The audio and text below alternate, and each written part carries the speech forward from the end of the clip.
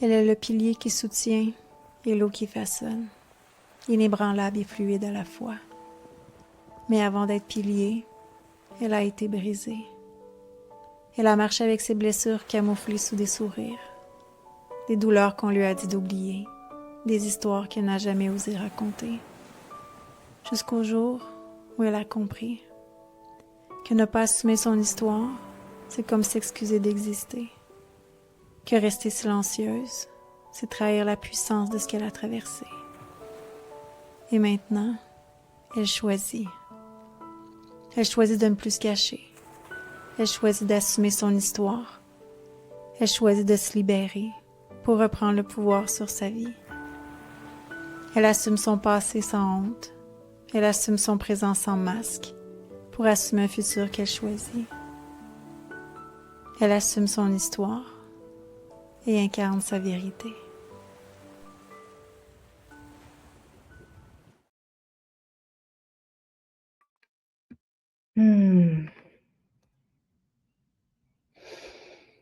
Assumer son histoire pour incarner sa vérité. Ça demande beaucoup de courage. Et c'est ce que Julie Beauregard s'apprête à faire ce soir. Bonsoir, ici Stéphanie, la fondatrice de Raconte-moi ton histoire. Et bienvenue dans la saison 2, un an plus tard. Je tiens mes mains ici sur mon cœur parce que ça vibre fort. Je suis une femme extrêmement émotive dans la vie. Il y a beaucoup d'énergie dans la place et je sais c'est quoi, assumer son histoire. Et raconte-moi ton histoire, c'est pas seulement je raconte mon histoire. C'est beaucoup plus que ça. C'est une expérience transformationnelle. Parce que quand on décide d'assumer son histoire, on décide également de traverser 3 passages. Il y a la ligne du avant, du pendant et du après. Et ces 3 étapes-là demandent énormément de courage et d'amour de soi. Mais c'est le plus beau cadeau qu'on peut s'offrir. Et à Raconte-moi ton histoire, c'est pas un podcast comme les autres. Je sais même pas comment le nommer, en fait, parce que, premièrement, ça se fait en live sur multiplateformes, sur Facebook et sur YouTube. Ça se fait, il y a 2 parties également dans cet espace-ci et on a également, pour la première fois dans Raconte-moi ton histoire, un auditoire dans le Zoom pour venir supporter, encourager la magnifique invitée qui va être là à chaque fois. Et pour ce soir, c'est Julie Beauregard.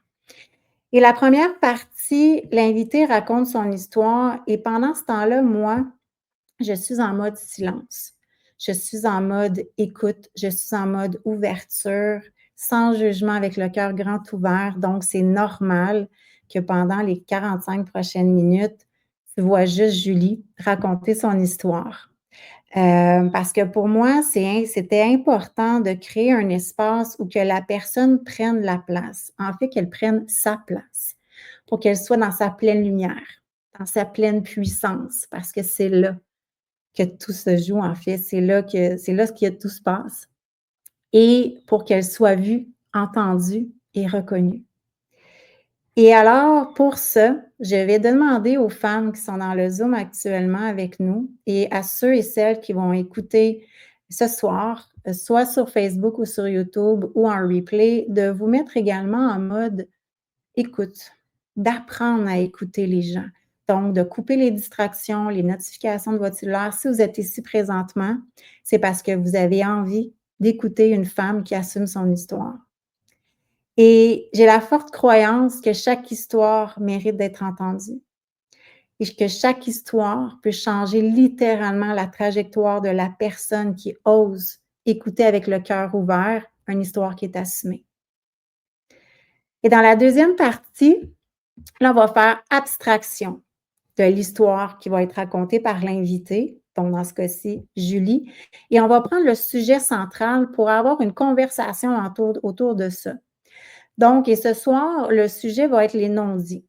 Et quand on va converser soit que ça va être moi et Julie ou les femmes qui vont être dans le Zoom, si elles veulent venir avec nous, ça va me faire plaisir de les inviter dans la place pour justement qu'on puisse converser sans tabou, sans jugement, dans le respect, dans l'écoute, dans le cœur ouvert, en lien avec le sujet central de l'histoire que Julie va nous raconter. Mais là, je ne vais pas parler toute seule toute la journée. Ça, c'est sûr et certain. C'est pas mon moment. Il est maintenant temps de vous présenter une femme incroyable, admirable, une femme crissement inspirante. Et oui, j'ai sacré. Une femme pour qui c'est un honneur de marcher à ses côtés. Une femme qui a resté debout, même dans les moments les plus difficiles, même si au passage, elle s'est mise de côté, pour justement être un pilier extrêmement solide pour son enfant autiste, qu'elle a dû élever depuis le jour 1 seule. Une femme qui a su rester debout malgré les rejets, les abandons qu'elle a vécus toute sa vie, et ça, à partir même de l'âge de 3 ans. L'histoire que cette femme s'apprête à assumer devant nous va vous transpercer, c'est sûr. Vous allez peut-être même vous reconnaître dans certaines parties de son histoire sans même avoir vécu la même chose qu'elle. Cette histoire demande d'être entendue par nous, avec le cœur grand ouvert, sans jugement. Mais surtout, cette histoire demande d'être pleinement assumée par la magnifique Julie Beauregard. Donc, faisons entrer cette magnifique femme. Comment vas-tu? Elle est magnifique. Bonjour Stéphanie. Merci d'être là. Merci de l'invitation. Je suis touchée par l'introduction que tu viens de me faire. Tu as décidé de me lancer dans le bain comme ça tout de suite avec les émotions, toi. Merci d'être là. Merci de vouloir assumer ton histoire. Comment tu te sens? Je te dirais qu'en ce moment, je suis fébrile, oui, mais assez confiante. Je veux dire, j'ai repris confiance en moi. Ça n'a pas été comme ça toute la journée, mais là, c'est comme c'est comme quand tu marches sur le feu. Là, j'ai décidé que le premier pas est fait, j'ai pas le choix, il faut que je roule, puis je peux plus arrêter, là. C'est comme sinon ça va me brûler, puis ça marchera plus. Donc, une fois que c'est parti, le train, il s'arrête pas. Ah, j'aime ça. Tu sais de toute façon que tu es soutenue ici par moi, mais par les autres femmes aussi. Puis tu as juste à oublier là, qu'il y a des milliers de personnes qui nous regardent. Merci. Ça doit détendre un peu l'atmosphère. OK, donc, je vais maintenant te laisser toute la place. Je vais me mettre en mode silence, en mode écoute, et je te laisse nous raconter ton histoire.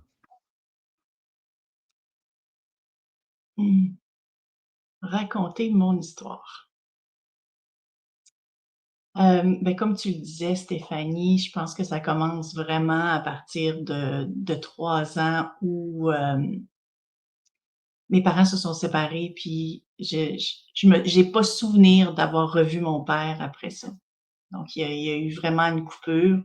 L'histoire de mes parents n'est pas la mienne à raconter, j'en ai aucune idée. Je sais pas ce qui s'est passé exactement, mais je commence vraiment avec cette blessure d'abandon-là dès 3 ans. Pour moi, ça a été quelque chose qui m'a suivie longtemps. Est-ce qu'elle me suit encore? Probablement aussi, ça revient épisodiquement, mais j'ai dû aussi faire face plus tard. Donc ça, c'est vraiment la fondation de ma petite enfance, c'est de partir dans la vie déjà avec un sentiment de rejet et d'abandon. J'ai quand même été chanceuse parce que j'ai un homme qui est arrivé dans notre vie, à ma mère et à ma sœur et moi, assez tôt, et que j'ai commencé à appeler papa très tôt dans ma vie, là, dès qu'il est rentré, peut-être 1 an ou 2, je suis pas sûre exactement, là. Donc j'ai quand même eu la présence d'un homme dans ma vie, Et cet homme-là a eu l'amour pour ma sœur et moi de nous adopter quelques années plus tard. Donc, j'ai un beau-père adoptif, j'ai un père adoptif, j'ai un père biologique que j'ai pas connu ou presque. Et j'ai encore ma mère. Donc, je suis dans un environnement où, malgré ce qui est arrivé très jeune et les blessures qui sont arrivées, j'ai pu quand même avoir un cocon familial assez soutenant.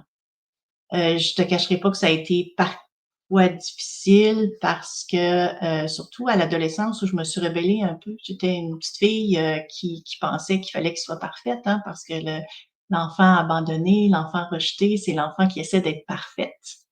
Et à l'adolescence, je pouvais plus maintenir ce masque-là. C'était trop intense. Et j'ai eu une période vraiment de rébellion. Puis je peux même dire que j'ai même eu une période de violence où j'étais violente envers mes proches parce que c'était comme trop. Puis il y avait une partie aussi où ben on parlait pas de mon père biologique.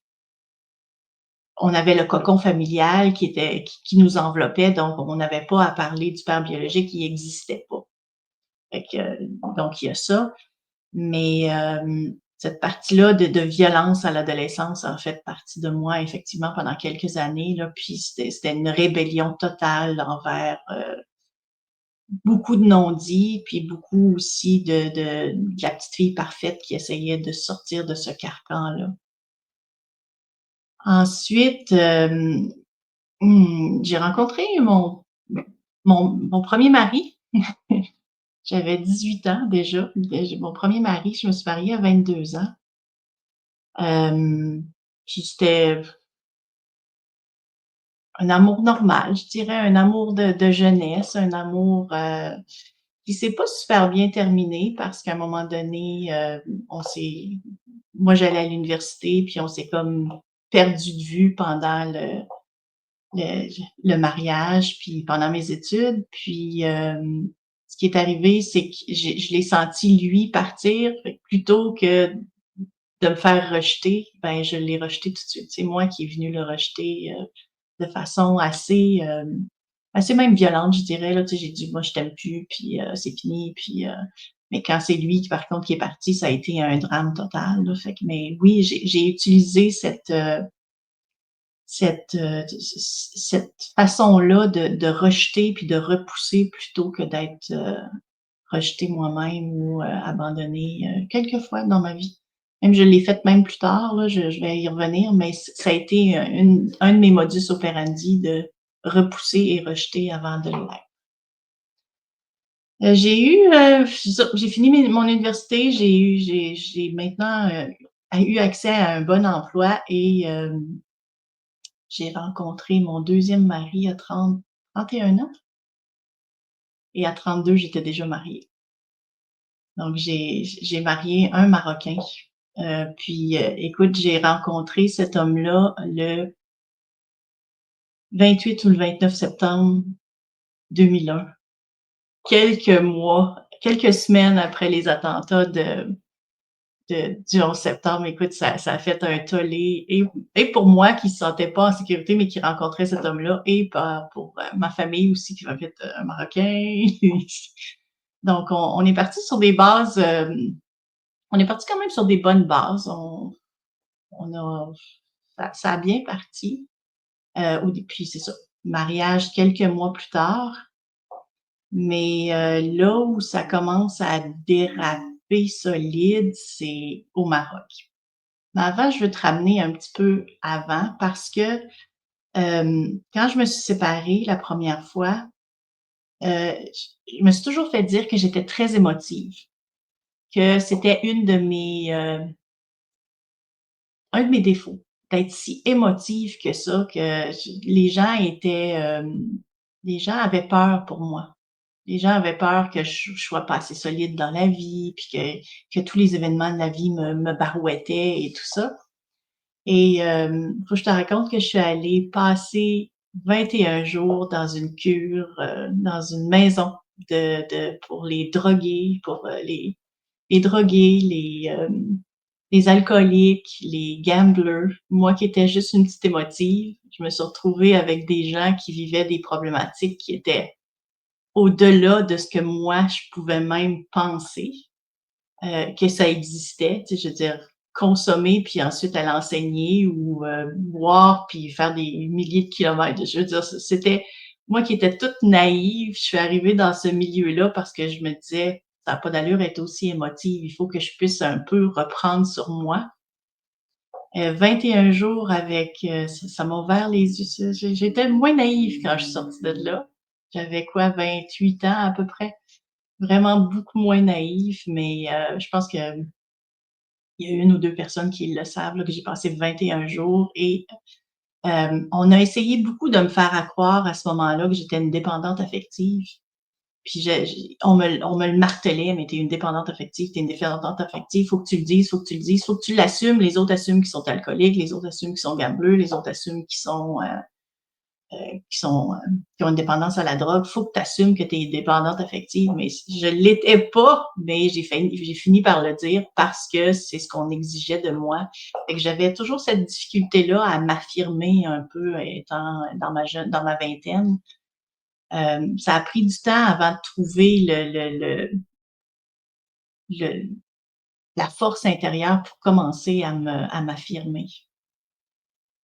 Puis je dirais qu'il a fallu que je tombe souvent pour commencer à avoir cette force-là intérieure pour dire non, il n'y a plus de qualificatifs que vous allez me donner.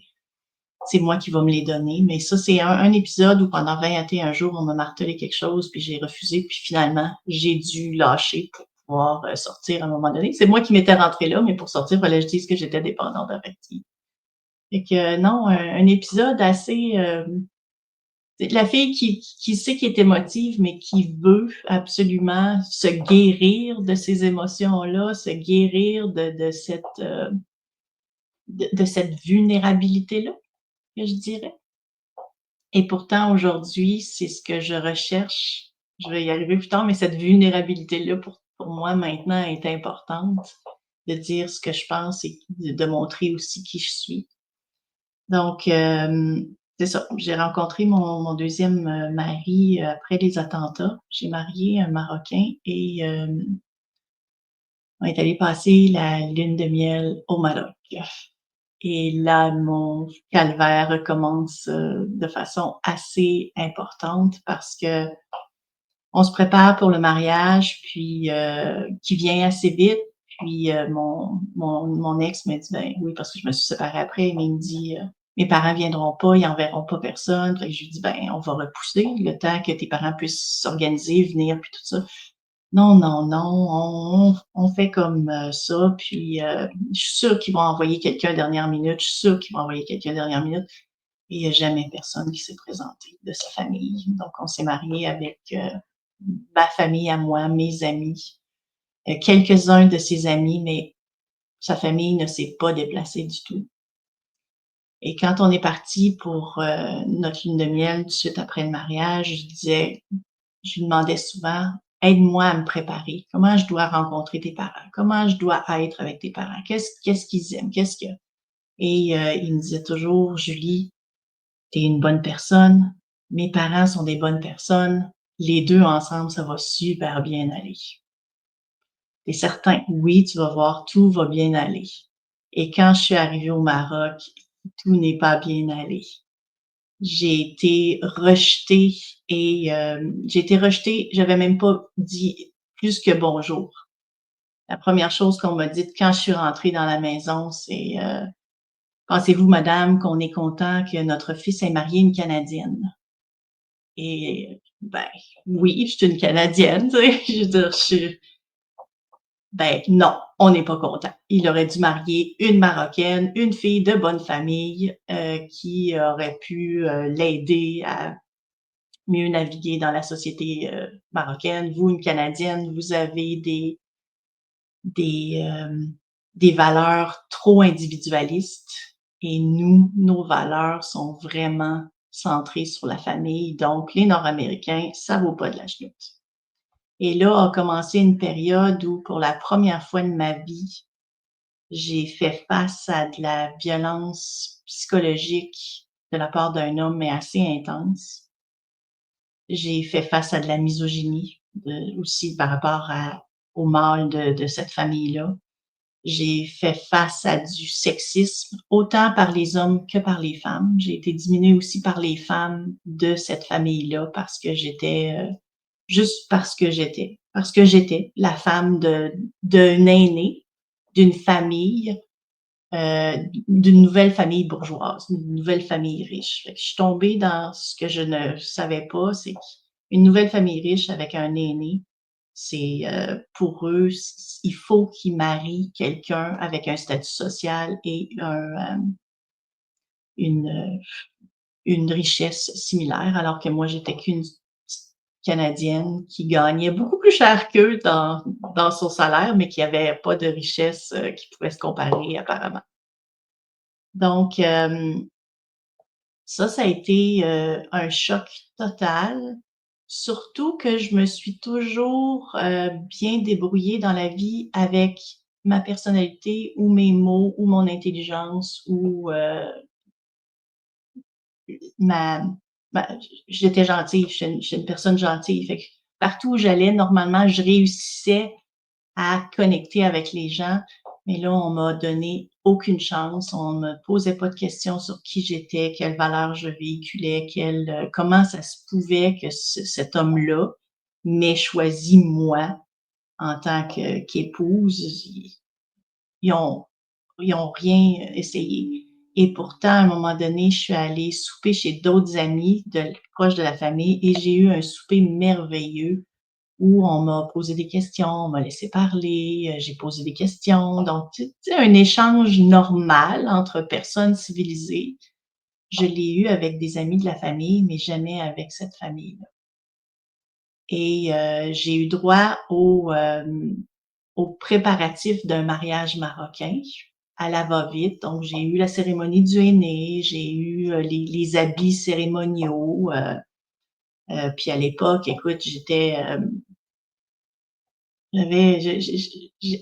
une belle femme. À 32 ans, là, je pense que j'étais au meilleur de ma forme, au meilleur de ce que j'étais. Je pense que j'aurais pas pu être plus belle, puis ils m'auraient même pas acceptée. Tellement que c'était. Puis c'est ça, j'avais confiance en moi, mais quand je suis sortie du Maroc, c'était fini. Il y avait plus rien pour moi. Puis ça a duré 2 semaines. Et donc, on est allé, c'est ça, ils m'ont amené à Marrakech, ils m'ont fait une cérémonie incroyable, on a dansé, tout ça. Et on a pu partir quelques jours seuls. Puis quand on est revenu, là, c'était toujours monsieur qui gueulait après moi, c'était toujours monsieur qui me violentait, c'était toujours lui. Puis madame, elle arrivait par en arrière, puis elle me consolait, puis elle disait: «Oh, t'en fais pas, il jappe fort, mais il mord pas, tu vas voir, ça va bien aller». Puis fait que j'avais comme bâti une certaine relation de confiance avec cette femme-là, jusqu'au jour où monsieur s'est tassé, puis c'est elle qui a attaqué. Fait que je me suis fait attaquer le plus vicieusement de ma vie par une femme. Pour la première fois, vraiment, mais vicieusement. Je l'ai pas vu venir. J'ai rien vu. J'ai été flabbergastée quand c'est elle qui est sortie puis qu'il a mené la charge en me disant que j'étais une sorcière qui avait ensorcelé son fils, que toutes les décisions qu'il avait prises, c'était moi qui les avais prises pour le contrôler, pour avoir accès à ses richesses, pour avoir accès à je sais pas quoi. J'en ai aucune idée de ce qu'ils avaient. Alors, j'ai aucune idée. Puis, donc pendant 2 heures, on m'a violentée psychologiquement et verbalement en me sortant toutes les possibilités de ce que j'aurais pu faire, alors que c'est mon ex qui avait pris toutes ces décisions-là. C'est lui qui avait pris la décision de se marier plus tôt. C'est lui qui avait pris la décision qu'on allait au Maroc. C'est lui qui avait pris la décision de rester au Canada. C'est lui qui toutes les décisions qu'il a prises, il ne les a jamais assumées devant ses parents. Jamais. Et moi, j'étais à côté de lui, puis je lui demandais, je lui disais: «Tu sais, parle, dis quelque chose, dis la vérité». «C'est pas besoin, on retourne au Canada». penche la tête, courbe l'échine, dit « Oui, monsieur, oui, madame », puis on repart, puis il n'y a plus rien qui va exister, on va vivre notre vie au Canada. Mais c'est pas ça, moi. Moi, je suis une émotive. Je me fais attaquer, là, mais je me fais attaquer solidement par 2 personnes et j'ai une personne à côté de moi qui ne me protège pas, qui me dit juste: «Laisse passer, puis on va aller vivre notre vie au Canada, puis tout va bien aller». Mais c'est parce que c'est tes choix, c'est pas les miens. Quand est-ce que tu vas leur dire que c'est tes choix? Il dit: «Non, non, c'est pas comme ça que ça fonctionne, là». Et donc après ce 2 heures-là, j'ai été, mais démolie comme j'ai jamais été démolie de ma vie. Et en plus, monsieur est parti. Mon ex est parti avec sa mère, je sais pas où, puis moi, ils m'ont laissée seule à cuver ma peine et penser mes blessures. J'ai été presque 2 heures seule à penser ces blessures-là, puis à même pas être capable d'appeler au Canada à l'aide parce que je savais pas comment appeler au Canada. J'étais au Maroc, je savais pas si je peux faire juste un, mais après ça, j'ai appris comment, on me l'a montré, mais je savais même pas comment appeler au Canada. Alors j'étais recroquevillée dans une petite pièce, toute seule, à pleurer ma vie, à me demander ce qui s'était passé, à me demander comment je pouvais mériter des attaques aussi, je vais leur dire, vicieuses. Il y avait juste un mot, il y avait juste ce mot-là. Et donc, quand j'ai fini par réussir à appeler quelqu'un au Canada, au Québec, je parlais à une de mes amies, puis elle me disait, veux-tu vraiment, tu sais, moi je disais, sortez-moi de là, je reviens pas, c'est fini, ce mariage-là, c'est non merci, j'en veux plus. Puis après avoir discuté avec mon amie, elle me dit, ben non, tu veux pas faire ça, tu viens de te marier, qu'est-ce que ça va avoir l'air? Je dis, ça va avoir l'air ce que ça voudra.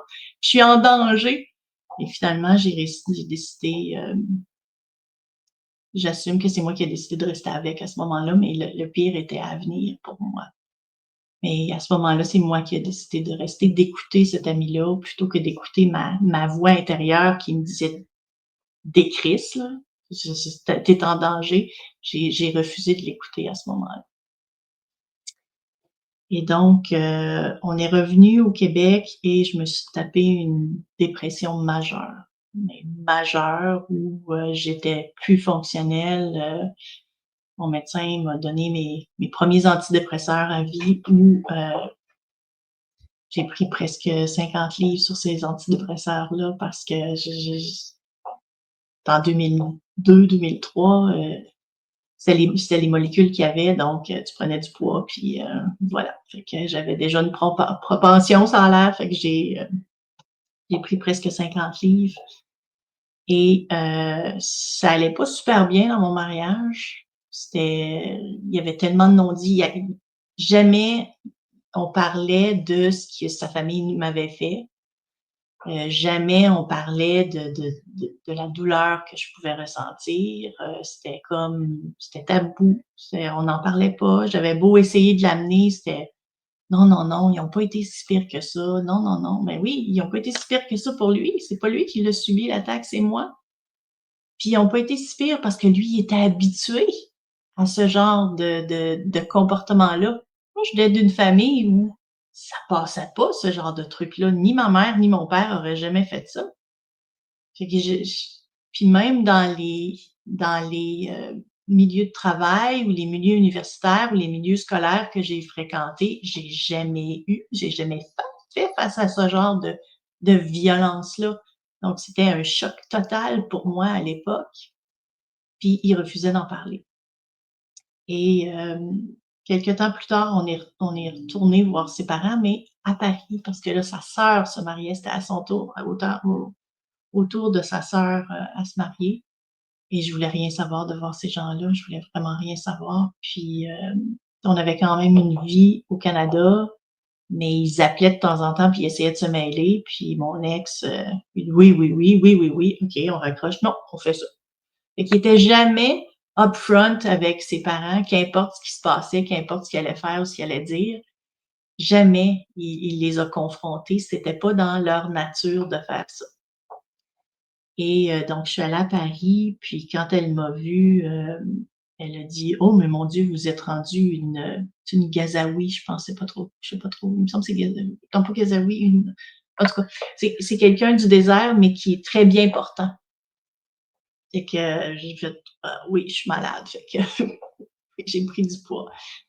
Et pendant 2 semaines, incluant le mariage, mon ex a passé beaucoup de temps avec sa mère, mais moi, j'ai marché Paris. J'ai le moins possible de temps avec eux. J'ai pas eu à faire face à de la violence aussi, importante à ce moment-là parce que j'ai limité. Il y a eu le mariage, il y a eu un souper, j'ai limité le plus possible les contacts avec ces gens-là.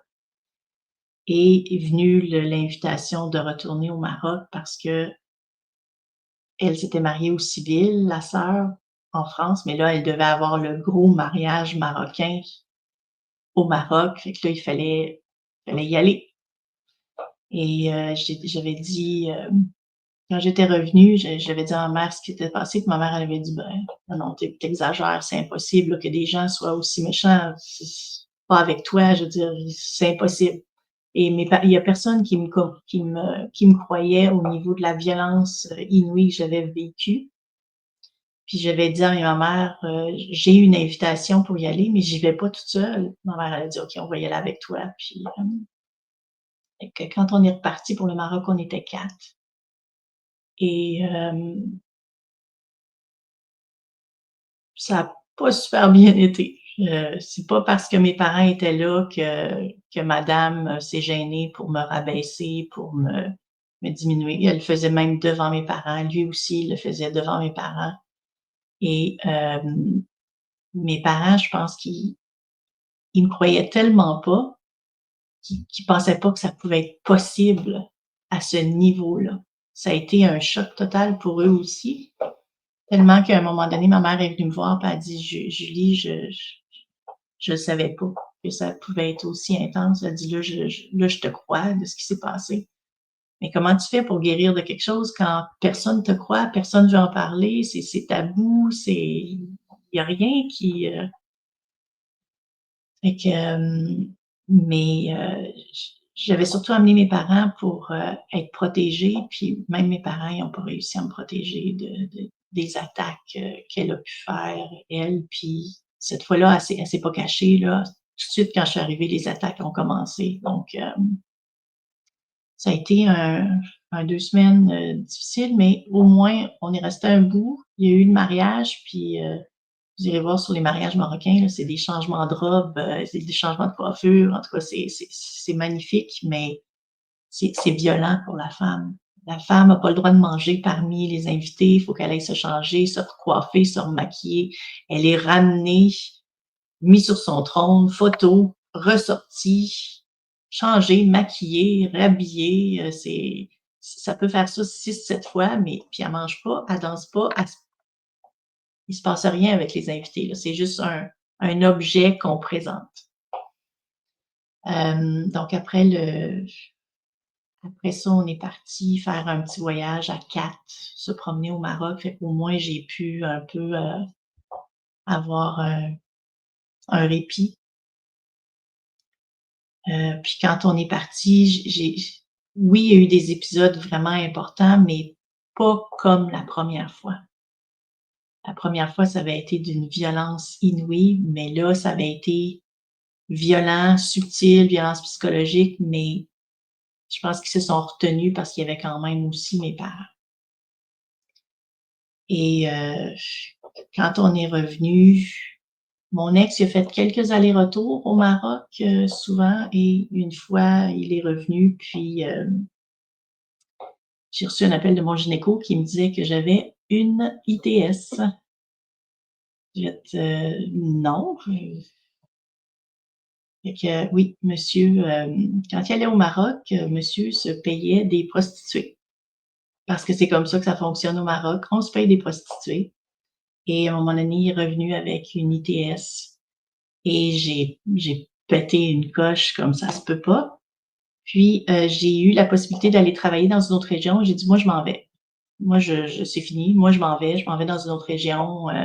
tu fais ce que tu veux, j'en ai rien à cirer, c'est fini. Mais il a décidé de me suivre. Bon, il a décidé de me suivre, puis pour moi, ça a été extrêmement long, je te dirais peut-être 3-4 mois là, avant de commencer à y faire peut-être confiance, puis il marchait sur des œufs, il essayait toutes sortes de choses pour me... Et on a acheté une maison, puis on l'a rénovée. Fait que ça l'a aidé. Ça nous a fait un projet commun. Et j'ai recouché avec une fois dans mon mariage après que j'ai su qu'il m'ait trompée. Puis c'est une fois où on est allé dans une petite auberge. J'avais un événement pour le travail, puis il avait rencontré des gens, il y avait possibilité de travail pour lui. Puis à ce moment-là, j'ai fait peut-être que ça pourrait marcher, évidemment, parce qu'il était repentant, peut-être que ça pourrait remarcher, ça pourrait fonctionner finalement. Et 2 semaines plus tard, on recevait sa mère pour la première fois au Québec. C'était la première fois qu'elle mettait les pieds au Québec. Et je m'étais préparée, vraiment préparée en lui disant, écoute, cher ex, quand ta mère va débarquer, tu as 8 heures pour l'amener où on est, ben tu lui dis qu'au Québec, on n'agresse pas verbalement la femme de son fils. On est gentil avec la femme de son fils. On est correct avec la femme de son fils. On garde ses jugements pour soi. On garde ses condamnations pour soi. On garde tout pour soi. Là. Je veux dire, à un moment donné, et c'était quand même moi qui était le gros salaire de la maison. C'était moi qui payais une plus grosse partie des dépenses. C'était ma nourriture sur la table. Tout était... Et quand elle est arrivée, j'ai demandé à mes parents de venir avec elle aussi parce que je voulais pas il n'était pas question que je sois seule dans ma maison avec mon ex et cette femme-là. C'était impossible. Là. Fait que j'ai demandé à mes parents de venir avec elle pour être sûre de continuer à avoir une protection. Et dès qu'elle a descendu de voiture, elle a commencé. Vous êtes trop loin, ça n'a pas d'allure que tu aies déménagé pour ton travail alors que c'est lui qui devrait travailler. Ça n'a pas d'allure que tu sois pas dans ta cuisine en train de faire des plats. Ça n'a pas d'allure que tu me serves des tomates en conserve alors que tu devrais faire tes propres tomates, les blanchir, les épépiner, faire tout ça. Je devrais avoir de la nourriture de qualité et non pas de la nourriture c'est pas vrai que tu devrais rénover toi-même ta maison. Tu as été élevé pour être un prince et non pas pour être un valet. Tu es le valet de cette femme-là.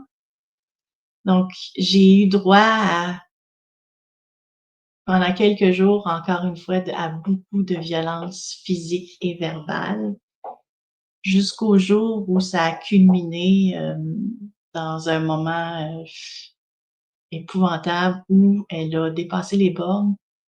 Et je dis souvent que j'ai exaucé le rêve de fantasme de plusieurs grues ou même gendres que leur belle-mère est détestable.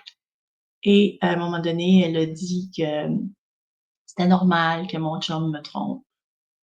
C'était normal qu'il aille voir ailleurs, qu'elle aussi, elle vivait ça, puis que c'était pas normal que je sois pas en train de cuisiner puis de m'occuper de lui, puis que c'est moi qui devrais être il devrait pas toucher à la cuisine du tout, il devrait pas faire la vaisselle, il devrait pas faire de rien dans la maison. Je devrais vraiment, même si je travaille, c'est tout moi qui devrais faire.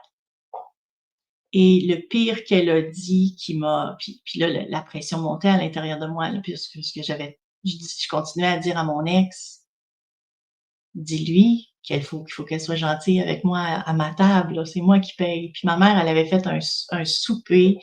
C'était une recette familiale. Il y avait effectivement des tomates en canne parce que nous, on mange ce repas-là avec des tomates en canne.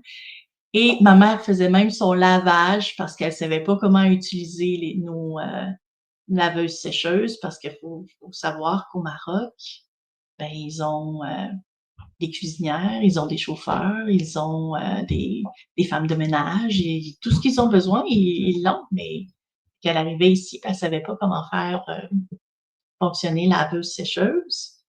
Et on avait 2 chambres, une avec 2 lits pour mes parents, une avec un lit, puis il y avait tout mon verre taillé canadien, toutes mes belles affaires canadiennes. D'un autre côté, on avait toutes les affaires marocaines. Puis elle m'avait dit: «Non, moi, je vais être dans la salle marocaine».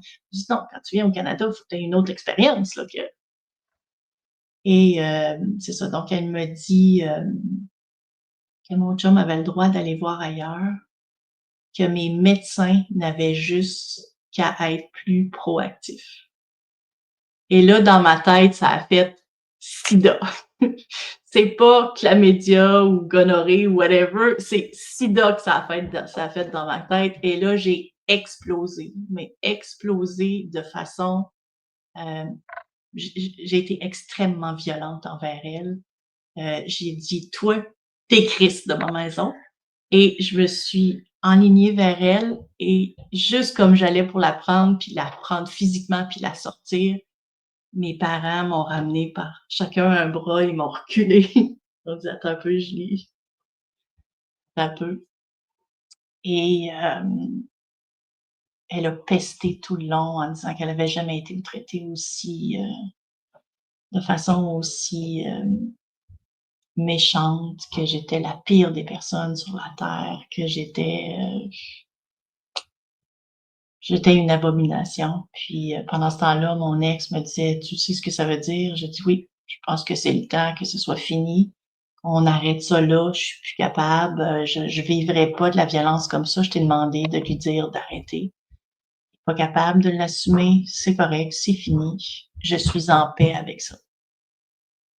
Ils sont partis cette soirée-là directement. Puis, ben, j'ai su quelques jours plus tard que j'étais enceinte. Et donc, cette violence inouïe-là, c'était pour protéger ce fœtus-là, parce que le rempart qui doit être là, le premier rempart, c'est l'homme, puis il était pas là. Fait que c'est les hormones, puis le refus de me faire traiter comme ça, puis le refus d'être obligé de passer par des médecins parce que mon chum se paye des prostituées, là, ça a comme pas d'allure, là, c'est pas normal. Tu peux pas être proactif envers les ITS, là.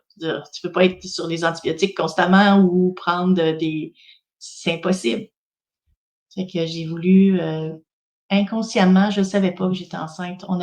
J'avais des soupçons, j'étais quelques semaines de retard, mais c'était pas anormal pour moi. Et donc, j'étais enceinte et quand je l'ai appelé pour lui dire, ben, il me dit: «Fais-toi avorter. Moi, t'as commis la pire chose qu'on peut pas faire, t'as manqué de respect à ma mère. Puis, ma religion fait en sorte que j'ai pas à reconnaître un fœtus avant 12 mois. Fait que tu peux te faire avorter, c'est fini pour moi». Et là, ça a été difficile à accepter parce que, je veux dire, on l'avait voulu, cet enfant-là. À un moment donné, on l'avait voulu. On avait arrêté pendant quelques mois parce qu'il avait été infidèle, mais on l'avait voulu. Puis, j'ai décidé de le garder. J'avais quand même 35 ans. J'ai décidé de le garder, puis de l'élever. J'avais une bonne job, j'avais une bonne situation, j'étais correcte, que j'ai décidé de garder l'enfant. Et il est né, c'est sûr, quelques mois plus tard, 8 mois plus tard, parce que j'étais vraiment au début de ma grossesse. Et lui, il avait disparu complètement. Puis quand il est revenu, il dit: «J'aimerais ça voir ton fils». J'ai dit: «Bah, c'est le tien aussi?» Il dit: «Non», il dit: «Je suis pas sûr. Ma mère m'a dit que tu étais une pute qui était allée se faire engrosser par un autre. Alors je voudrais vérifier pour voir si c'est bien le mien». C'était le sien, là, je veux dire, c'est une copie conforme de son père. Fait que, et donc, j'ai montré, puis il a dit: «Ben, je vais le reconnaître». Et je voulais rien savoir qu'il le reconnaisse. Je voulais tellement rien savoir qu'il le reconnaisse. Ça, c'est une des erreurs, je trouve, que moi j'ai faites à ce moment-là, c'est il m'a cuisiné pendant 3 heures parce qu'il voulait reconnaître son fils. Puis toute façon, la loi était pour lui. On était mariés, fait que c'était comme de facto, son fils était reconnu, donc j'ai acquiescé.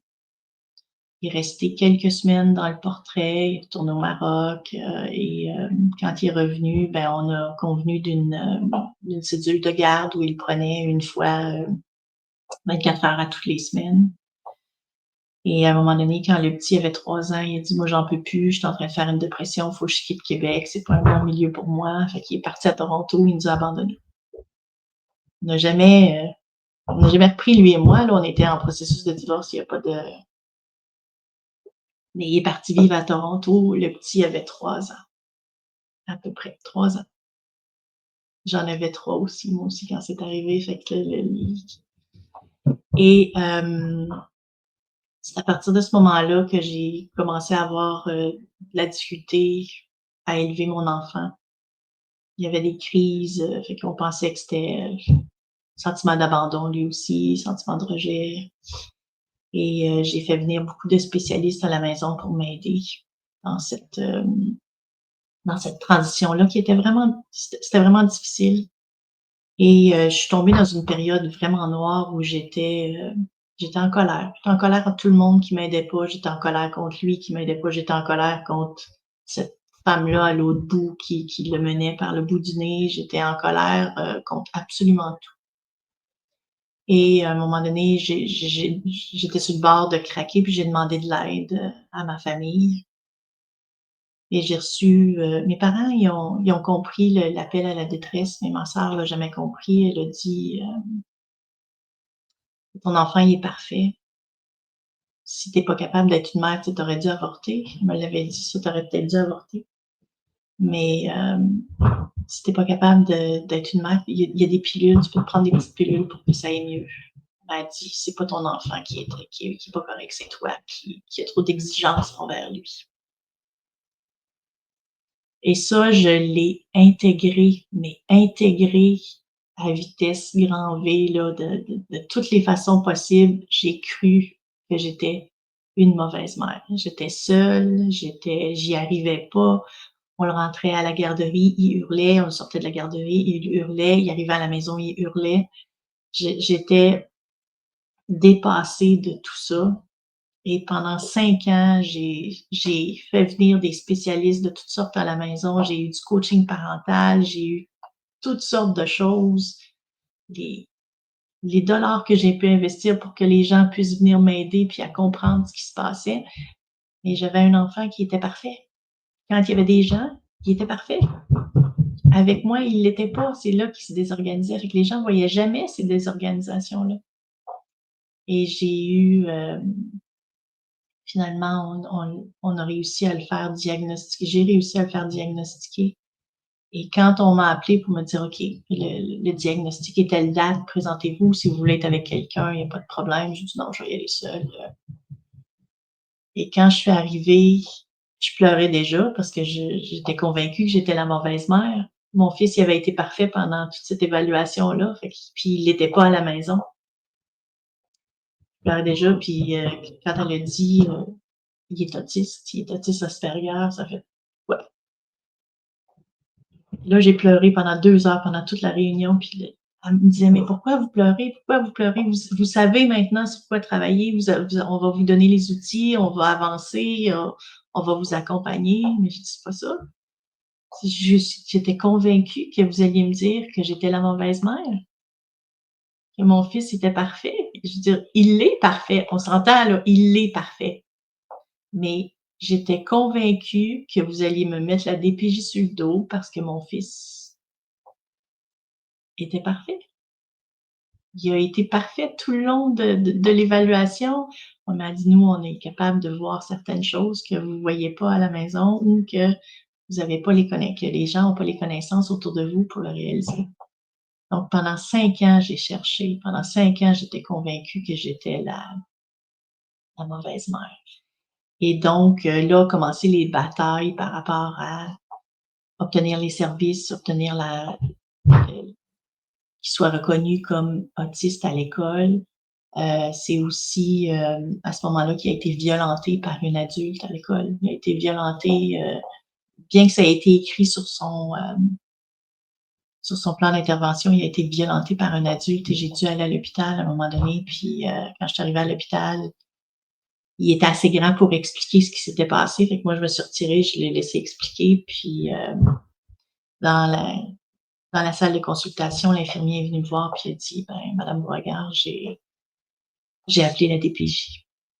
J'ai appelé la DPJ parce que votre fils a été violenté, mais il dit, j'ai appelé la DPJ, pas contre vous, contre l'école qui a pas fait bien sa job.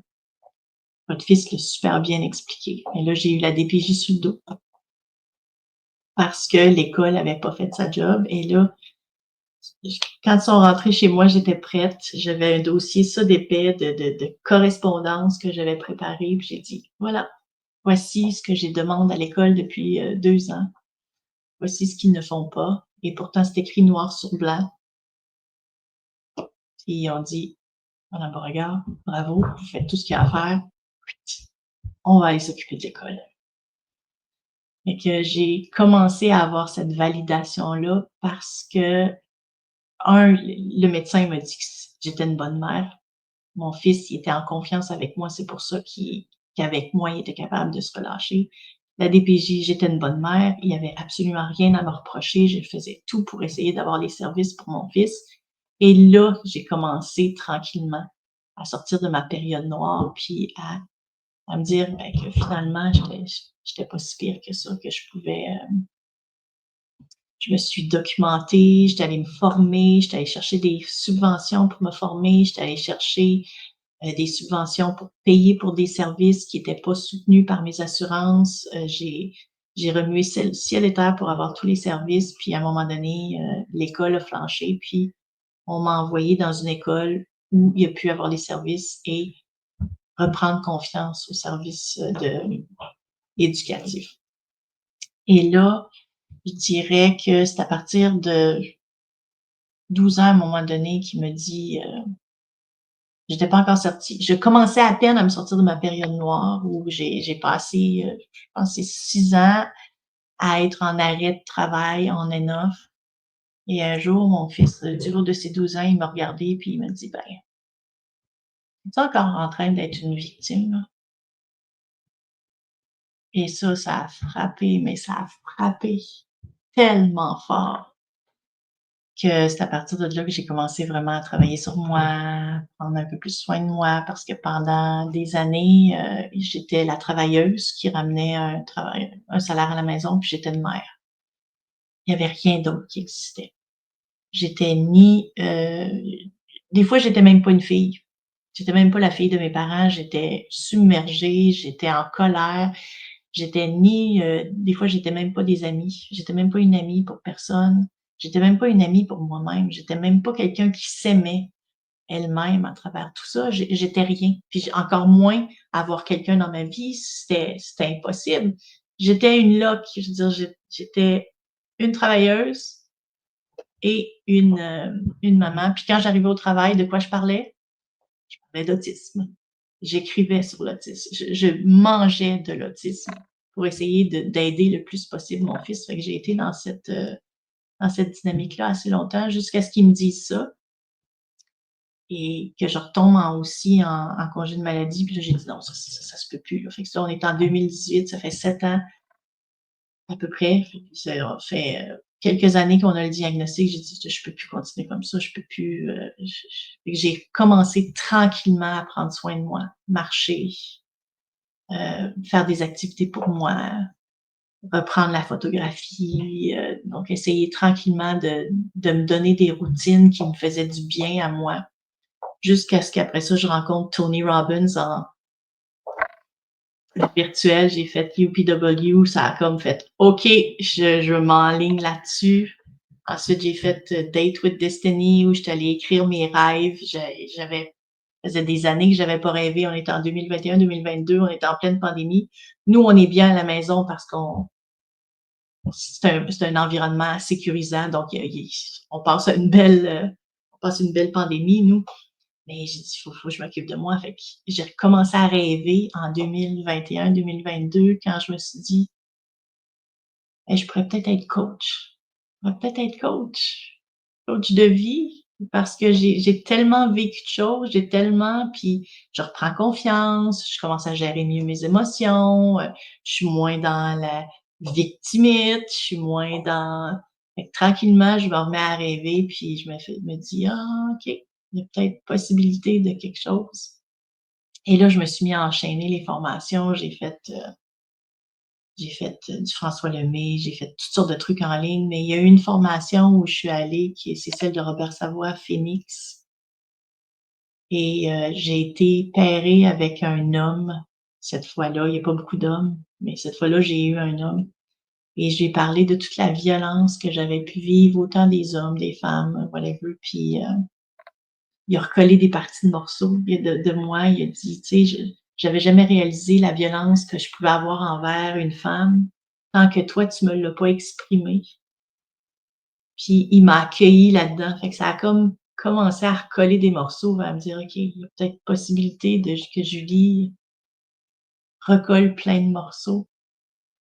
Fait qu'à partir de là, c'est ça, j'ai enchaîné, je me suis formée et maintenant, ça fait je peux maintenant dire et j'étais incapable de le dire il y a 1 mois, j'étais incapable de le dire, puis il y a une personne qui est arrivée dans ma vie qui m'a aidée à le verbaliser, à le dire, à l'exprimer que, ben, j'ai été célibataire pendant 19 ans. Il y avait pas de place pour un homme dans ma vie à travers tout ça. Fait que j'ai été célibataire pendant 19 ans. Donc pendant 19 ans, une personne qui m'a pris dans ses bras quand je pleurais. C'est arrivé quelques fois avec des amis. J'ai une amie qui venait me voir spécifiquement à ma fête ou à la fête des mères, qui me donne un gros câlin, qui me disait: «Julie, tu es une bonne mère». Il va se reconnaître. Fait que, elle m'amenait des fleurs, mais j'avais personne qui me prenait dans ses bras pendant 19 ans. Je pleurais seule, je pleurais tous les soirs, je pleurais. Il y a personne qui voyait ma peine. Il y a personne qui voyait tout ce que j'ai mis de côté pour réussir à passer à travers tout ça. Puis aujourd'hui, je me dis: «J'ai été forte en chien». Puis, j'ai fait le processus de Dickens avec, Tony Robbins où tu prends ta pire peur qui était l'abandon de ma part, puis pour moi, puis de la pousser au maximum, au maximum, au maximum, jusqu'à ce que ça fasse tellement mal que tu te dis: «J'en veux plus». Et c'est là que j'ai commencé tranquillement à laisser tomber, cette blessure d'abandon. Elle est encore là, la blessure d'abandon, mais je suis capable de la gérer maintenant. Quand elle se présente, je suis capable de dire: «Ah OK, la petite Julie, elle se sent abandonnée. Ça va aller Julie, je suis là, l'adulte est là». Puis je reprends le contrôle tranquillement. La même chose avec, la blessure de rejet, je l'ai vécue, dernièrement, puis, c'est moi qui m'ai autorégulée, qui me suis ramenée parce que maintenant j'ai des outils pour le faire, mais ça a été long, là. Je veux dire, j'ai maintenant 55 ans. J'ai passé, 19 ans de ma vie seule, à gérer tout ça seule, à avancer toute seule, mais à avancer quand même. Fait que quand Tony, quand il m'a ramené tout ça, ça a fait: «Regarde tout ce que tu as vécu de façon le positif. Ton père qui t'a abandonné à 3 ans, ton père qui j'ai oublié de vous dire à propos de mon père, puis écoute, j'ai tout revisité, tous les événements de ma vie pour voir ce que j'avais gagné en confiance, je suis capable de me battre maintenant, je suis capable d'utiliser mes mots, je suis capable d'être solide, je suis capable de mais ce qui me manquait, c'est l'intégration, puis que je suis en train de faire en ce moment, c'est de mettre toutes ces parties-là ensemble. Mon père biologique est revenu dans ma vie, mon fils il avait 3 ans, 3 4 ans. Il m'a appelé, il m'a dit, ta grand-mère se meurt. J'avais repris contact avec mes grands-parents biologiques. Ta grand-mère se meurt, fait que il faudrait que tu viennes la voir avant que je suis allée la voir et je l'ai rencontré, cet homme-là. Pour la première fois, j'avais presque 40 ans. On n'avait jamais reparlé avant et quand j'ai revisité le processus avec Tony Robbins, j'ai fait: «Merci qu'il soit pas resté dans ma vie puis que j'en ai eu un autre qui soit rentré à la place parce que je serais pas en même place aujourd'hui. Cet homme-là n'assume pas son histoire non plus. Il y a une fille qui vit des problèmes, puis il lui a jamais dit que j'existais, puis bien que sa mère, elle l'ait déjà comparé à moi, la petite fille, elle sait pas contre quoi se bat. Fait que j'ai dit merci finalement d'avoir écarté certains hommes de ma vie, puis d'avoir fait de la place. Oui, j'ai dû être plus solide, j'ai dû être plus moi-même, puis m'assumer, mais aujourd'hui, je pense que je suis une femme aujourd'hui qui est dans l'arène, qui se rend vulnérable et qui est capable maintenant de prendre soin d'elle, puis qui est capable de s'assumer, puis de dire les choses. Fait que je suis contente pour tout ce qui m'est arrivé jusqu'à aujourd'hui. Puis je suis contente aussi pour cet homme-là qui est arrivé dans ma vie. Je sais pas s'il y a du passage, je sais pas s'il va rester, mais qui m'a permis d'aussi, pour la première fois à 19 ans, avoir des bras dans lesquels pleurer puis m'appuyer pour assumer cette histoire-là, parce que je sais pas si j'aurais réussi à tout dire, à tout assumer, voilà.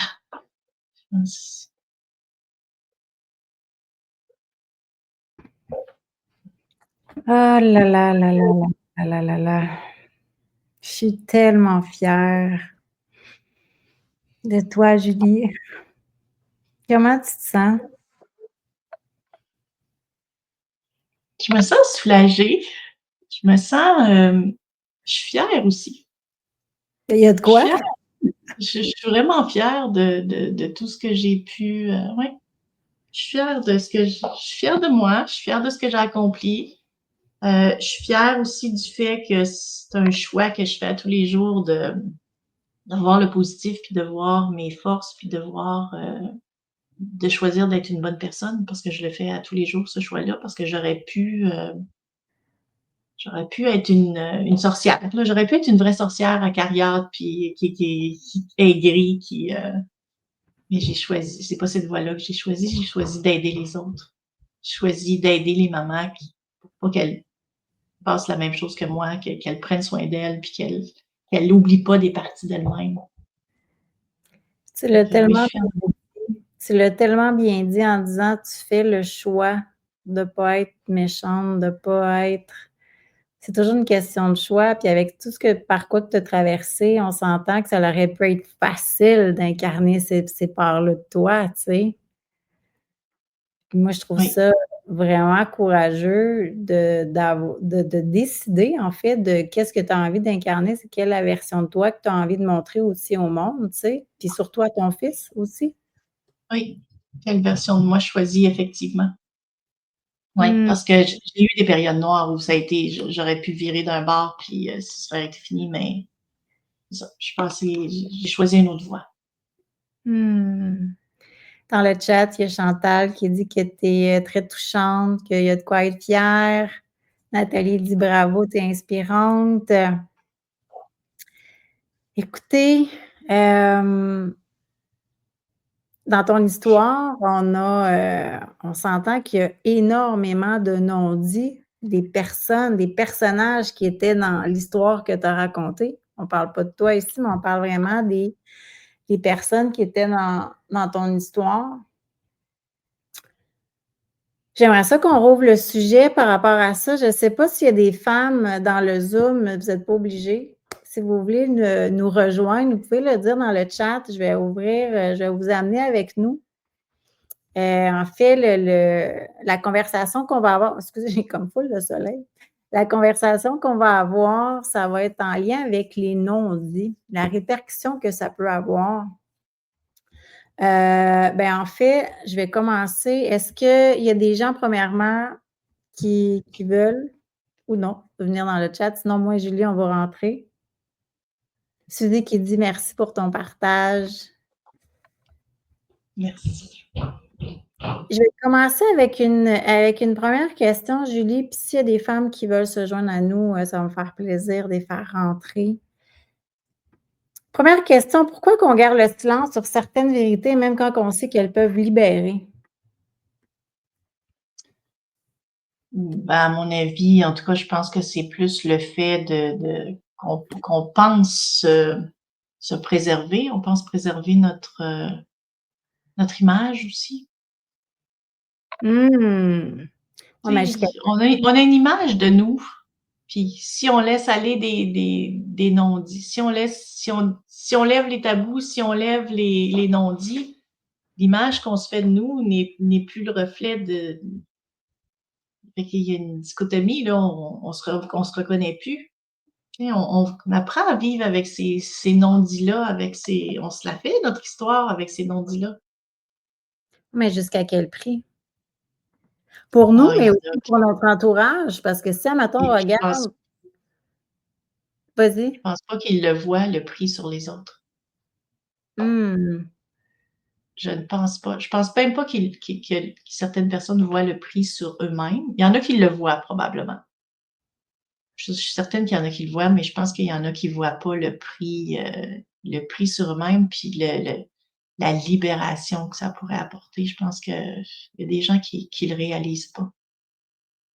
Mmh. Tellement. Parce que c'est une construction qu'on se fait. C'est une construction qu'on se fait de soi avec ces non-dits-là. Fait qu'à un moment donné, c'est trop imbriqué en toi. Laetitia a dit libérer la voix, exactement. Laetitia, tu veux-tu venir avec nous? Ah, je t'ai mis là. You have no choice. La magnifique Laetitia qui est 2 heures en ce moment du matin chez elle, notre magnifique européenne. Ah, on n'est pas capable d'avoir ton son. Ouais, coucou les filles. Coucou tout le monde. Il est tard, mais c'était important que je sois là. Merci, Alors, Laetitia. qu'est-ce que tu disais par rapport à libérer la voix? Ça me fait écho hein, dans ce que tu parles des non-dits. Ça me parle beaucoup dans ma propre histoire. Tout ce qu'on garde pour soi, ce qu'on ne s'autorise pas à dire, qu'on n'est pas d'accord, que voilà, tout ce qu'on verrouille. Donc ça me parle énormément. Donc, libérer cette voix, enfin, le fait d'exprimer tout ce qu'on a retenu, tout ce qu'on a gardé. Et c'est puissant, oui, c'est libérateur. C'est enfin, voilà, c'est s'autoriser à être soi. Donc, Mais pourquoi qu'on s'en empêche? Pourquoi qu'on s'inflige ça?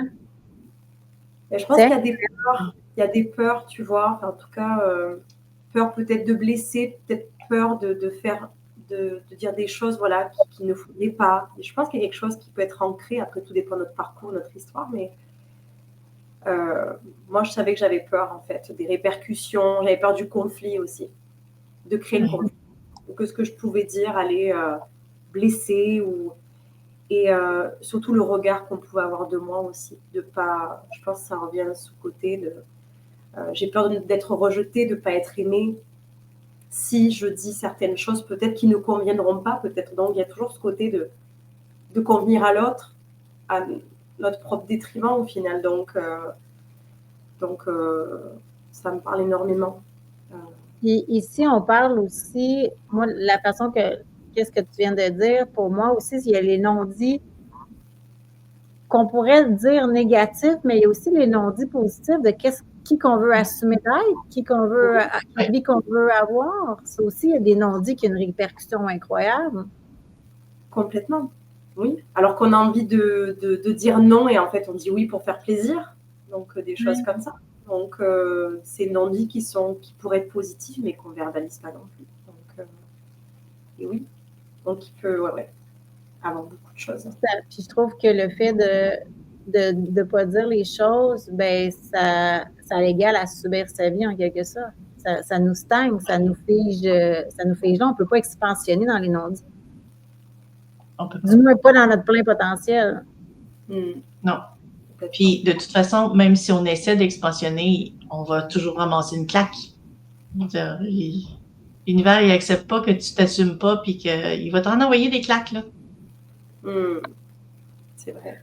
Parce que c'est encore plus dur, tu vois, c'est encore plus contracté en fait, jusqu'à quand tu subis, tu tolères, c'est vrai.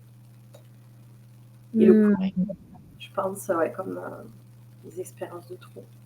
C'est quoi les conséquences inconsciente, invisible, pourrait des noms un peu. Je vais redire ma phrase. Quelles peuvent être les conséquences invisibles ou insoupçonnées des non-dits dans une famille, un couple ou une lignée?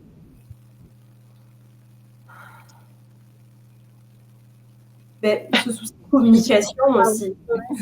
C'est intéressant. Hein, ben moi, je sais qu'il y a eu beaucoup de la communication, rien n'était libéré en fait. C'était beaucoup du côté de ma mère et de mon père aussi. Hein. Je vois qu'il y a beaucoup de choses qui ont été retenues. Où il y a beaucoup de choses à déverrouiller au niveau de la gorge en fait. Donc, où on n'exprime pas, on communique pas ses sentiments aussi, on communique pas ses émotions, on communique pas ses désirs, ses besoins. Ça peut être Pas vraiment de sincérité. Oui. Comment que tu veux communiquer tes besoins quand tu ne les connais pas toi-même? Oui, après, il y en a certains qu'on connaît, mais c'est vrai qu'on ne les exprime pas non plus aussi. Hein. Moi, je sais que j'en avais et que je ne les exprimais pas. Pensez-vous que les non-dits peuvent se transmettre de génération en génération? Oh oui. Oui. Donc, c'est notre responsabilité d'assumer. Oui, c'est notre responsabilité de dire ça finit ici, les non-dits, ça finit. Moi, j'ai choisi de toujours tout dire. Mon fils, il sait ce qui s'est passé, il sait plein de choses parce que je veux pas qu'il continue à porter ça. Je veux pas qu'il y ait ce mal-être qui s'installe puis qu'ils savent pas d'où ça vient. Faut qu'il le sache. Faut qu'il le sache ce que j'ai vécu, ce que pourquoi il voit pas son père, pourquoi il voit pas ses grands-parents. Faut que ça se dise à un moment donné. Sans le dire de façon à, je veux dire, j'ai pas raconté à mon fils comme je peux l'avoir raconté ici, là, mais il sait que j'ai vécu des choses, fait qu'il sait que la relation est difficile. Mais au moins, il sait d'où ça vient. C'est pas un mal-être qui s'insinue en lui sans qu'il sache d'où ça vient, parce que tu les ressens, ces non-dits-là, dans ton corps, dans ton énergie, tu les ressens partout. Fait que dans le fond, ça veut dire que ça a une répercussion sur nous énergétiquement sans même le savoir qu'il y a des non-dits. Ah, je suis convaincue que oui. Alors, dans si on ta vibration, dans qui tu es. Alors, si on ne prend pas notre responsabilité d'assumer ce qu'on a été, ce qu'on a fait aux autres, ce qu'on veut être, qu'est-ce qu'on veut vivre, notre passé, notre présent, notre futur, ça veut dire que c'est ce qu'on transmet à nos leaders de demain, à notre génération future. Donc, on ne les aide pas pantoute, là, en n'assumant pas. On aide personne quand on n'assume pas son histoire. Quand on cache des pans, quand on ne dit pas la vérité, quand on n'est pas qui on doit être. Parce qu'à la base, c'est ça qu'on veut. On veut être qui on est supposé être ou la meilleure version de nous-mêmes. Ça crée des tensions un peu partout. Et pourquoi que c'est aussi, dire respecter, mais c'est pas le bon terme. Dans la société, on dirait que c'est comme normal de rien dire. On est dans une société d'apparence. On est dans une société d'apparence. On n'est pas dans une société d'authenticité puis de OK, il y a beaucoup de gens qui essaient de l'être dans l'authenticité, la vulnérabilité, tout ça, mais c'est pas la norme. Tu te fais juger si tu es dans l'authenticité puis la vulnérabilité, là. On l'assume pareil parce nous, c'est ce qu'on choisit d'être, c'est ce qu'on choisit pour justement être bien avec soi. Mais c'est pas la norme d'une société, ça. Puis d'une société, c'est des règles. Fait que tu peux pas être... Puis en même temps, les gens, ils disent qu'ils veulent avoir du vrai, de l'authenticité, mais ils ne sont pas prêts à assumer la vérité, à entendre la vérité. Il y a une marge. Je dirais qu'il y en a de plus en plus qui sont prêts à l'assumer puis à l'entendre, puis qui font ce cheminement-là. Mais je pense pas que c'est encore la majorité. Parce que sinon, on verrait des transformations sociétales qui iraient dans ce sens-là, mais on ne le voit pas, ça, en ce moment. En tout cas, pas dans les grands courants. Pas dans les grands courants. Peut-être qu'on les qui sont par en dessous, puis qu'à un moment donné, ça va jaillir, puis... mais en ce moment, dans les grands courants, on n'a pas ça. Puis comment qu'on fait pour apprendre à assumer? C'est quoi les premières étapes qu'on peut faire? Ben, on commence par des petits pas. On assume des petites parties. On laisse aller des petites parcelles de nous de vulnérabilité avec les personnes qu'on a le plus confiance. Fait que tranquillement, on construit cette façon de faire-là, mais c'est plus difficile de le faire comme un saut quantique là, en très grand tout de suite. Je pense que le petit à petit se construit et tranquillement va devenir de plus en plus gros, puis on va être capable de laisser passer plus de vérité. C'est parce que assumer son histoire, c'est pas juste assumer une histoire comme que toi tu le fais aujourd'hui, tu sais. C'est assumer son passé, c'est assumer son présent, son futur, c'est assumer toutes les fois qu'on s'est senti coupable, toutes les fois qu'on a eu honte, toutes les fois des non-dits, etc. Mais assumer son histoire, c'est réussir à dire notre vérité profonde, en fait, c'est être soi. Puis quand on décide d'assumer son histoire, ben, on est libre d'être qui on a envie d'être. Puis on enlève les masques aussi. Donc, les non-dits, je pense qu'ils sont très... j'ai le mot nocif qui monte, là, mais il faudrait que ça disparaisse, mais ça ne disparaîtra jamais, on s'entend. Est-ce que tout devrait être dit? Non. Ah non? Ah, pourquoi? On s'est dit. Hein? Tout dit. Des fois, pas forcément. Il y a des choses peut-être qui n'ont pas besoin d'être dites et que... Ah, j'aimerais des choses qui n'ont pas d'impact. Moi, je serais curieuse de savoir. J'aimerais savoir des exemples.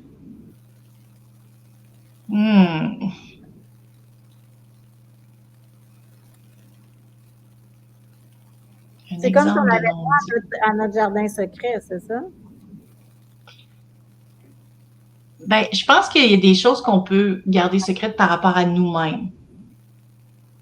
Oui, c'est vrai. Mais si elles ont un impact sur les autres, on ne peut pas les garder secrètes. Là. Mais je pense qu'il y a des choses par rapport à nous-mêmes qu'on peut garder. Même si, là, on parle de garder secret par rapport à nous-mêmes, est-ce que tu parles de quelque chose qui est assumé ou quelque chose qui est non assumé?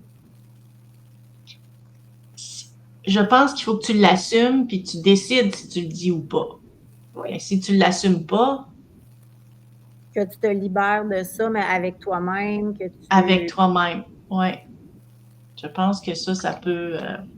Mais à quelque part, il faut une libération. Il faut que ce soit dit à l'univers, mettons. Ouais. Mais est-ce que l'entourage a besoin de tout savoir? Je pense pas, non. Tant que c'est assumé pour soi-même. Tant que c'est assumé pour soi-même. Et qu'il n'y a pas quelqu'un d'impliqué. Et qu'il n'y a pas quelqu'un d'impliqué. Et s'il y a quelqu'un d'impliqué? Il faut que ce soit dit. Ouais. C'est comme exemple, quelqu'un qui, je sais pas moi, un homme qui triche sa femme. Est-ce que ça pourrait être un non-pas dit? Non, pas pour moi. En tout cas, moi, c'est... Pour différentes personnes, j'imagine qu'il doit y avoir des degrés aussi de qu'est-ce qui est prêt à encaisser ou pas, ou pour qui c'est pas grave. Fait que, probablement qu'il y en a qui n'ont pas de problème avec les infidélités. Je sais pas. Moi... C'est un exemple que j'ai donné, mais c'est de voir, est où la marge, est où la ligne? Je pense que ça dépend de chaque individu. Je veux dire, on ne peut pas imposer à tout le monde de dire qu'il ne peut plus jamais y avoir de non-dit d'aucune façon, je pense pas. Je pense qu'il y a des zones grises qui existent encore. mais que ça va dépendre de chaque individu, comment eux veulent voir ces non-dits. Mais il faut qu'ils soient mis en lumière. D'une façon ou d'une autre, il faut que les non-dits soient mis en lumière et après ça, décider ce qu'on fait avec. Si on va plus loin ou... Fait qu'au final, il y a quand même un travail à faire. Il y a un travail à faire. Que tu le gardes ou que tu le dises, il y a un travail à faire. Je trouve ça intéressant. J'aime ça. Je pense. Donc, il faudrait commencer à assumer ces non-dits-là pour soi en premier, puis pour les autres qui sont impliqués. Surtout pour les autres qui sont impliqués. Puis tu peux pas dire que tu aimes quelqu'un quand tu n'assumes pas tes non-dits, là. Je m'excuse, là, mais... C'est un point. C'est vraiment un grand point, mais comment que tu peux... Ben, tu sais, ça revient encore au triangle de Lise Bourbeau, tu sais, comment que tu peux... T'as pas de non-dit pour les autres, là, tu viens de dire que c'est... que t'aimes pas vraiment la personne, mais ça veut dire que tu t'aimes pas non plus à ce niveau-là. Tu t'aimes pas non plus. Tu sais, puis je pense également, c'est que tu tiens pas tant ça à la relation parce que tu fais pas confiance à la personne qui est capable de réceptionner qu'est-ce que tu vas lui dire. Non, c'est ça. Puis t'es peut-être plus t'es dans une relation plus transactionnelle que égale ou émotionnellement stable ou...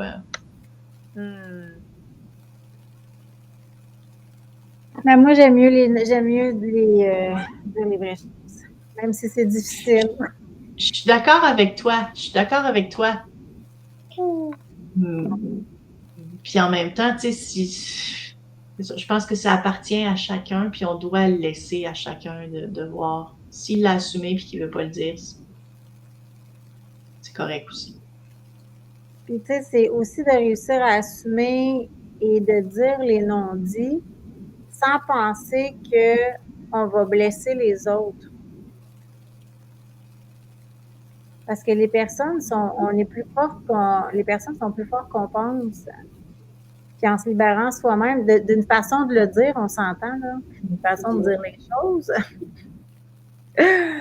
Mais de ramener ça à soi, je trouve que c'est d'enlever la confiance face à l'autre personne et son pouvoir personnel de dire qu'elle n'est pas capable de le supporter, elle ne sera pas capable de le prendre. Mais si la personne est dans l'équation, je trouve que c'est important de pouvoir le nommer, tu sais, puis malheureusement ou heureusement de vivre avec les conséquences qui vont venir avec, tu sais, c'est ça, être dans son pouvoir personnel. Puis aussi de redonner le pouvoir à l'autre personne. Parce que sinon, tu vis dans une relation remplie de mensonges. Oui, puis l'autre a le droit de choisir aussi. On ne peut pas lui enlever son choix. Non. On ne peut pas choisir pour elle ou lui enlever un choix.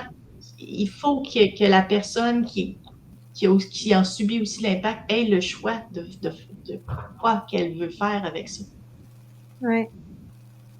De laisser de l'espace à... Oui. L'espace avec rempli beaucoup d'amour, mais c'est de le faire à mon avis, c'est vraiment de le faire pour soi first, puis pour l'autre personne, si la relation y tient, tu sais. Oui. Tu sais, quelqu'un impliqué, mais si pas personne impliquée, ben c'est par amour pour soi de réussir à se dissocier de qu'est-ce qu'on a pu vivre, tu sais, pu faire ou pu être, tu sais. Donc, à partir d'aujourd'hui, on va dire aux gens d'assumer une seule chose, ça serait déjà très bien. Déjà, oui. D'assumer un non-dit. Un sujet tabou, de parler d'un sujet tabou dans une famille, puis de donner l'espace sécuritaire à tous pour pouvoir en discuter, puis aussi de processer l'information. Peut-être pas le bon mot, mais de le faire au bon moment, hein, de leur demander si c'est un bon moment d'avoir une conversation avec eux. Pas le garrocher de même.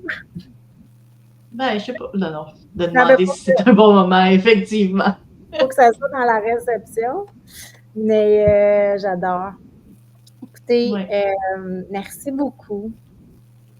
Merci, Julie, pour ce moment. Merci d'avoir assumé ton histoire. Tu sais, je dis souvent qu'il y a un avant de raconter son histoire. On passe par plusieurs étapes. Il y a le pendant aussi et le après. J'ai hâte de voir dans les prochaines semaines comment que tu vas te sentir. Merci de... Comment ça s'est passé pour toi, ce moment-là? J'étais calme, j'étais prête à raconter ça. J'ai l'impression d'en avoir oublié des bouts, mais c'est correct parce que j'avais juste 45 minutes puis j'en avais long à dire, ce que j'ai dépassé, mais fait que j'ai l'impression d'en avoir échappé des bouts. Mais tu sais, je pense que tout ce que j'ai lâché, tout ce que j'ai relâché et assumé, c'est des parties vraiment où j'étais dans une période tellement noire, tellement négative. Ouais. Fait que non, c'est libérateur. C'est vraiment libérateur. Je sens qu'il y a moins un poids là, sur mes épaules. C'est comme OK. Puis le processus, il était commencé depuis déjà un bout de temps. Là, je te dirais, depuis qu'on en avait parlé, que je commençais pour le 10, le processus, il s'est passé plein de choses en un mois. Mais c'est parce que quand que tu décides de OK, je vais raconter mon histoire, ça ne peut pas sortir de la tête. Puis plus que tu avances, plus que là, tu passes par des affaires, par des émotions, des prises de conscience, etc. Puis là, tu arrives sur le moment, puis même quelques heures avant ou 1 heure avant de rentrer en live, tu as eu un moment de « Oh mon Dieu! » J'ai eu un moment de panique. J'ai eu un moment de panique totale où je serais jamais capable de faire ça. Puis non, j'ai eu un moment de panique vraiment intense où, tu sais, la nausée, il n'y avait plus rien qui fonctionnait. Là, c'était comme... Et pourtant, tu as fait ça comme une queen. Ça a été génial. Ça a été magnifique. Mais j'ai eu quelqu'un aussi qui m'a donné un safe space pour me réguler. Ça fait que ça... La vie est toujours parfaite, hein? C'est incroyable. La vie est toujours parfaite. Julie, elle n'en a pas parlé, mais la vie est toujours parfaite. J'adore. Merci tellement d'avoir osé raconter ton histoire, d'avoir cassé la glace dans la 2e saison de Raconte-moi ton histoire. Merci aux femmes qui étaient présentes. Chantal te dit merci pour ce moment inspirant. Ça donne à réfléchir, c'est non dit, effectivement. Donc, voilà. Fait que sur ça, je vais vous dire salut à tout le monde. Merci d'avoir été là, d'avoir écouté l'histoire de Julie. Merci, soit que vous nous écoutez en live ou que vous allez nous écouter en replay. Merci énormément. Merci à Julie, à Laetitia, à toutes ces belles femmes qui ont été là dans le Zoom. Caroline, Geneviève, Chantal et Suzy. Merci beaucoup. Donc, je vous souhaite une magnifique soirée, matin, dîner, peu importe quand vous allez nous écouter. Et on va se revoir pour une prochaine histoire. Donc, merci beaucoup tout le monde. Bye!